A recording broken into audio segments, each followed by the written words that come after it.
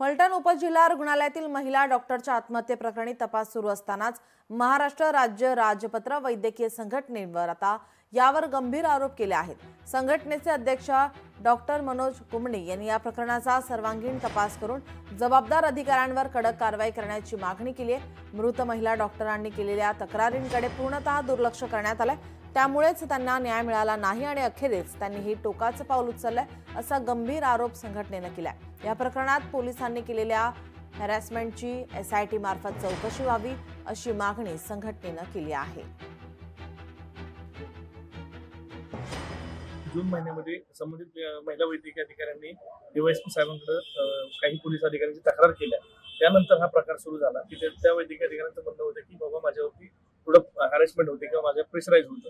आमचा मुद्दा एवढाच होता संघटना म्हणून की DYSP साहेबांकडे ज्यावेळेस त्यांनी अर्ज दिला, तक्रार अर्ज केला, तर त्यावेळेस त्या संबंधित महिलेला कळवणं गरजेचं होतं की त्याच्यावर काय कारवाई झाली। मे बी रॉंग और राईट, आपल्याला त्याबद्दल काही बोलायचं नव्हतं, परंतु त्यावर कुठली कारवाई करण्यात आली नाही। त्या उलट त्यांनी माहिती अधिकाऱ्यामध्ये माहिती विचारली, त्यालाही काही उत्तर देण्यात आलं नाही।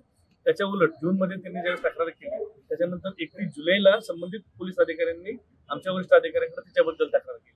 म्हणजे ती कुठेही तक्रार न करता वरिष्ठांकडे तक्रार केली, संबंधित वैद्यकीय अधिकारी आम्हाला त्रास देतो आणि त्याच्यावरती मात्र लगेच चौकशी सुरू झाली। कदाचित ह्या गोष्टीचा ट्रॉमा तिला बसला असेल, त्यामुळे नवीन वैद्यकीय अधिकारी असल्यामुळे तिने ह्या टोकाचं पाऊल उचललं गेलं असेल।